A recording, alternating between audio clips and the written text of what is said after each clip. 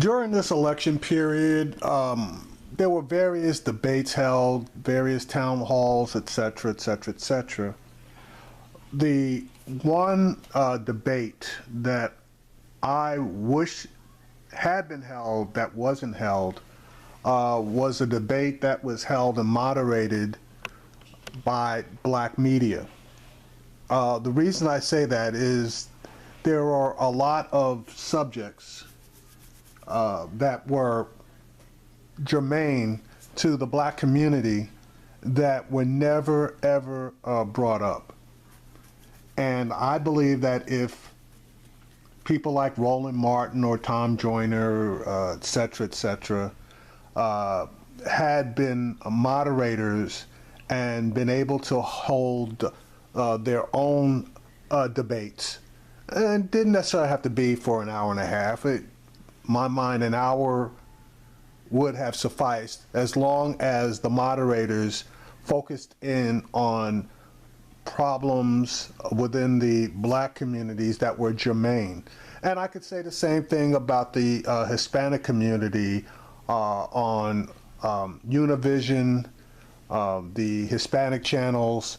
They could have had a debate for an hour on those Spanish language networks, which, obviously you're going to need translators, etc. But that could have been held as well, so that they could have addressed the specific issues for each of the communities. Now, if there had been a debate that was held by black moderators on stations like News or programs like News One Now, this particular subject would definitely have been brought up, and probably first. It had to deal with the Central Park Five and Donald Trump's handling of that matter back then and his current position.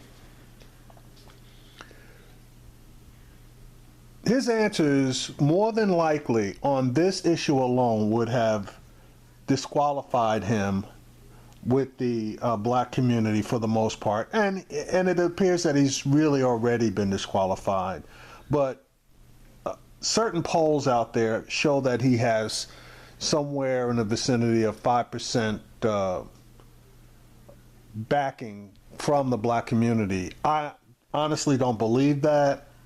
I don't believe that there are that many people who are blind to Donald Trump's total history. Now, at the same time, Clinton doesn't come out of this smelling like a rose, particularly given her support of positions such as the crime bill, welfare reform, certain comments that she made regarding black gangbangers, which she has apologized for.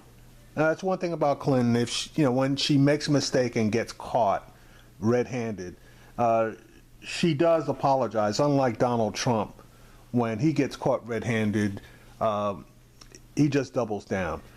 Anyway, this particular segment on News One Now on the Roland Martin Show, I think is important for us to see, to get perspective as to what the people who were falsely accused, railroaded for a crime that they didn't commit, proven beyond a shadow of a doubt that they were innocent, yet Donald Trump, as recently as within the last month, still claimed that these young men were guilty. He was the firestarter. Let's all hate these people, because maybe hate is what we need if we're going to get something done. Donald Trump was calling basically for us to be murdered. Here we are full circle. If we look at everything that this man has said, everything is destructive and dangerous. That was a clip from Central Park 5's Yusef Salaam speaking out against Donald Trump and his history of hate. In 1989, Yusef was one of the 5 teenage boys wrongfully convicted of raping a woman in New York's Central Park. Just 2 weeks after the teens were arrested, Donald Trump spent $85,000 on a full-page ad in New York's 4 daily newspapers saying that the teenagers should face the death penalty for their crimes. 13 years later, the Central Park 5, as they were widely known, were fully exonerated of the crime, received a $41 million settlement from the state of New York. However, Trump refuses to accept the Central Park 5's exoneration and still says they are guilty. Joining us right now is Yusef Salaam via FaceTime from Atlanta. Yusef. Okay, and just so that you know, the person who actually committed the rape confessed to the crime.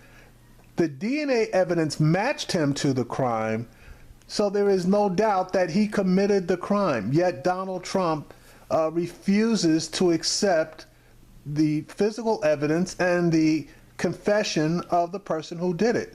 So now you tell me. You did that particular MoveOn.org ad, and it's been interesting to me how, frankly, people with these debates won't even bring this issue up. Yeah. The thing about it is that, when you look at all of the sides that people bring into the presidential debate, the good and the bad, for Donald Trump to rush to judgment back then, and for the overwhelming evidence to be seen clearly that we were innocent of the crimes that they charged us with, it's ridiculous for him to still stand on that side. But what's more important is the fact that when he took out those ads, that right there was almost like a cry to the people in the darker enclaves of society to go into our homes, to drag us from our homes and to hang us from trees in Central Park. Rush to judgment, take us out of the picture. We are bad news because we're black. And really that was what that was the biggest crime, the color of our skin. And when Trump was asked about this, he literally doubled down and said, I still think they're guilty. Yes. That was unfortunate because he really, he has the absolute wherewithal to be able to, see all of the pieces of the puzzle, put it all together and make some proper decisions on it. But for him to look at all of the pieces of the puzzle and say, you know what, even though all of the false confessions that were brought about were completely fabricated, I'm still going to stand on that side and say, you know what, they made a confession. Forget the fact that the confessions were found to be false, and forget the fact that the police were doing malicious things in order to garner these confessions. Denied us of food for up to 36 hours. Denied us of sleep, denied us of drink. Even with the whole dynamic of some of our families being there, many of our families didn't even know the law. So we were all being taken advantage of.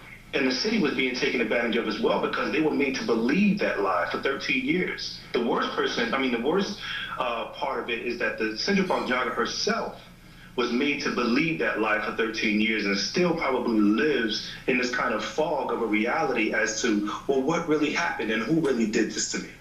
One of the things that you have called for is for Donald Trump to apologize to the Central Park 5 for calling for the death penalty. Yes, indeed. To err is a part of us being human.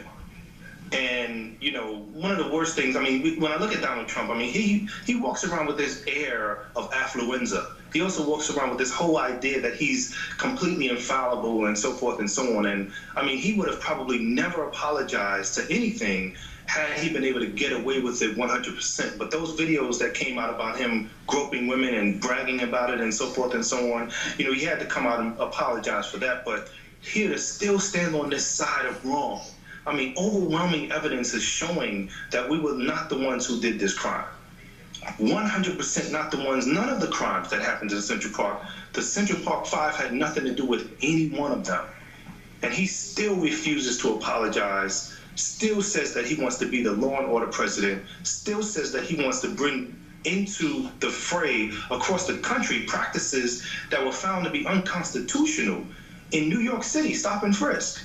This is really a sad time for us that we have 2 candidates. Really, one is the only one that people can vote for because this other one is going to send us all to get hung. Yusef Salaam, we appreciate you joining us on TV1. Thanks a lot. Well, thank you. I appreciate that. All right. See, and now that's my problem. Donald Trump doesn't even accept actual evidence on things. It's his quote unquote opinion, his knowledge, which is non existent, his facts, which are also non existent, whenever anything goes down. Now, I don't know about you, but a president leading this country that doesn't accept physical evidence, okay, facts, that scares me, because he wakes up on the wrong side of the bed one morning and we're all going to hell, either because he decides that he wants to take out North Korea, which obviously is going to escalate into a full-blown nuclear war, or various other things within the country. He stop and frisk across the country, which is going to start a firestorm. His support of white supremacists left and right. Donald Trump just cannot be the choice. That's my opinion.